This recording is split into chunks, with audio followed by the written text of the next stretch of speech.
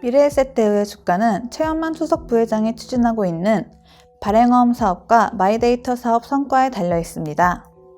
발행어음 사업과 마이데이터 사업을 통해 증권사 사업 부문의 양대축이라고 할 수 있는 투자금융 부문과 자산관리 부문 경쟁력을 끌어올릴 수 있을 것으로 전망됩니다.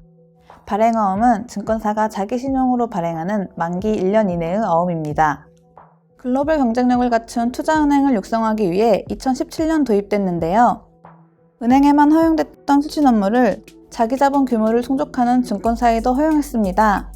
증권사가 자본력을 키우고 투자금융 경쟁력을 강화할 수 있는 발판을 마련한 것입니다. 발행어음은 자기 자본 4조 원 이상의 증권사가 금융당국으로부터 단기금융업 인가를 받으면 발행할 수 있습니다.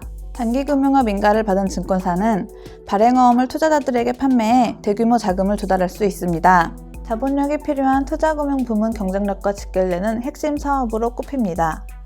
발행어음은 자기 자본 2배까지 발행할 수 있습니다. 이미 자기 자본 9조 원대를 확보한 미래에셋대우로서는 발행어음 사업을 통해 압도적 자본력을 확보할 수 있습니다. 미래에셋대우로서는 발행어음을 통해 조달한 자금으로 해외 투자에 더 적극 나설 수도 있고 글로벌 투자금융 회사들과의 자본력 차이를 줄일 수도 있습니다.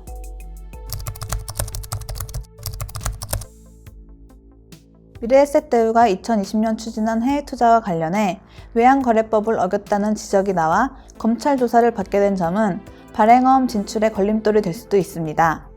금융당국은 금융회사와 관련해 형사소송 절차가 진행되고 있거나 공정거래위원회, 검찰, 국세청 등에 의한 조사, 검사가 진행되고 있으면 인가심사를 미룰 수 있습니다. 검찰 조사가 진행되더라도 무조건 심사가 중단되는 것은 아니지만 발행어음 사업이 불확실성에 노출되는 상황에 놓인 것입니다. 미래에셋대우로서는 수건 사업이라고 할 수 있는 발행어음 진출이 눈앞에 다가왔는데 불확실성이 대두되는 점은 부담일 수밖에 없습니다. 미래에셋대우는 2017년부터 발행어음 시장에 진출하고자 했습니다. 2017년 7월 초대형 투자금융 사업자로 지정된 뒤 바로 발행어음 사업을 할 수 있는 단기금융업 인가를 추진했습니다. 하지만 같은 해 12월 공정거래위원회가 미래에셋그룹의 일감 몰아주기 의혹과 관련한 조사에 착수하면서 단기금융업 인가심사는 잠정 중단됐습니다. 2020년 5월에서야 공정위는 미래에셋그룹에 과징금을 부과하는 제재를 내리며 조사를 마무리했습니다. 발행어음 사업을 추진한 지 2년 반 만에 공정위 조사라는 족쇄를 벗어나게 된 것입니다.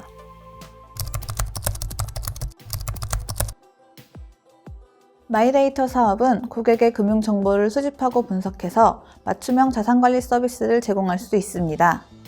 프라이빗 뱅커를 통해 제공하던 1:1 맞춤 자산관리 서비스를 비대면 채널을 통해 고객에게 제공할 수 있게 됨으로써 자산관리 부문에 획기적 변화를 불러올 수 있다는 전망도 나옵니다. 미래에셋대우는 2017년 증권업계 최초로 디지털 조직을 신설하고 관련 서비스를 꾸준히 내놓는 등 일찌감치 디지털 역량 강화에 힘써왔습니다. 2020년 5월에는 네이버 파이낸셜과 협력해 네이버페이와 연동되는 종합자산관리 계좌 미래에셋대우 네이버 통장을 내놓기도 했습니다. 2020년 1월에는 중국의 간편결제 플랫폼인 위챗페이를 기반으로 하는 간편결제 서비스 슈페이를 내놓기도 했습니다. 올해는 자체 간편결제 서비스인 미래에셋페이를 내놓는다는 계획을 세웠습니다. 마이데이터 사업과 간편결제의 시너지 효과는 매우 클 것으로 기대됩니다. 간편결제 서비스 이용 데이터와 상담 내역, 패턴 등 방대한 빅데이터를 활용해 고객의 성향과 선호 상품, 필요 서비스, 행동 패턴 등을 분석할 수 있습니다.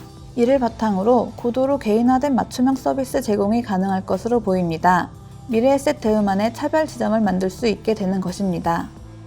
미래에셋대우의 디지털 역량이 마이데이터 사업에서 진가를 발휘할 수 있을지 주목하는 이유입니다.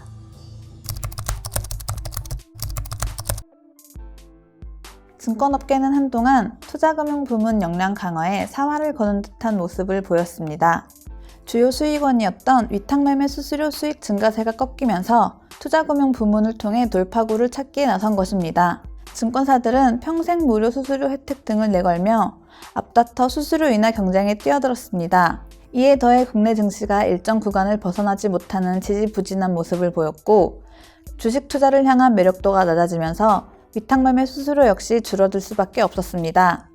미래에셋대우도 위탁매매 수수료에 치우친 수익 구조를 개선하기 위해 투자금융 부문을 키우는 데 힘을 쏟았습니다.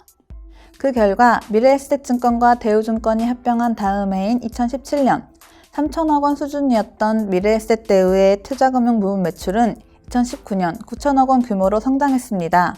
같은 기간 영업이익에서 투자금융 부분이 차지하는 비중 또한 2017년 29%에서 2019년 48%로 증가했습니다. 최현만 수석부회장은 지난해 신년사를 통해 아시아를 뛰어넘는 글로벌 인류 투자금융사가 되겠다는 의지를 나타내기도 했습니다. 미래에셋대우는 글로벌 투자금융회사와 어깨를 나란히 할 수 있는 수준으로 도약하겠다는 계획을 세웠습니다.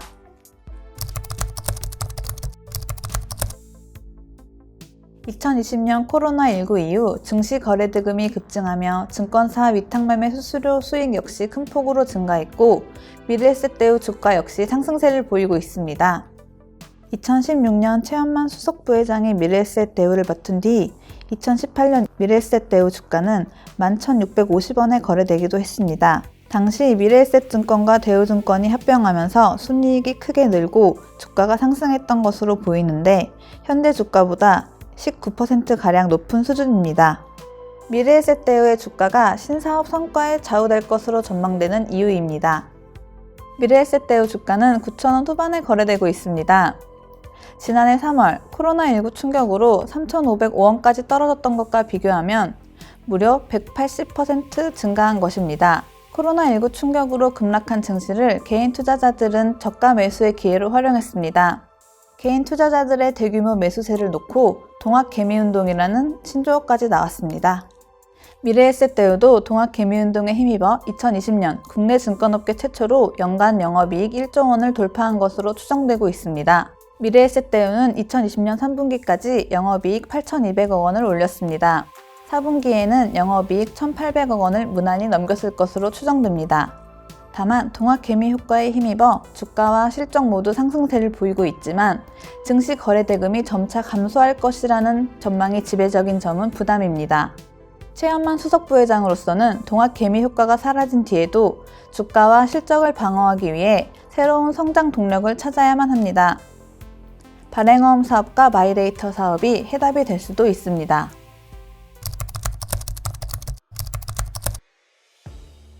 최현만 수석부회장은 미래에셋대우의 주가를 끌어올리기 위해 신사업 관련 불확실성을 극복해야 하는 과제를 안고 있습니다. 동원증권에서 근무하던 시절 업계 동향과 주가 흐름 등을 분석한 자료를 만들어 법인 고객을 대거 유치한 일화는 널리 알려져 있습니다.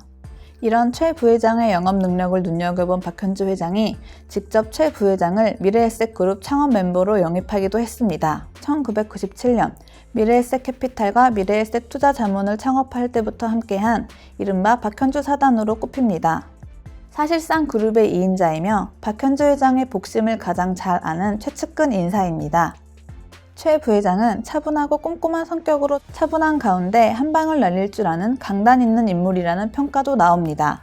이런 성품이 바탕이 돼 미래에셋증권 출범, 미래에셋생명의 기업 공개, 대우증권과 미래에셋증권의 통합 등 계열사에서 해결해야 할 과제가 있을 때마다 대표이사를 맡아 해결사 역할을 했습니다. 미래에셋그룹의 해결사로 통하는 최 부회장이 신사업과 관련된 과제를 어떻게 해결해 나갈지 관심이 몰립니다.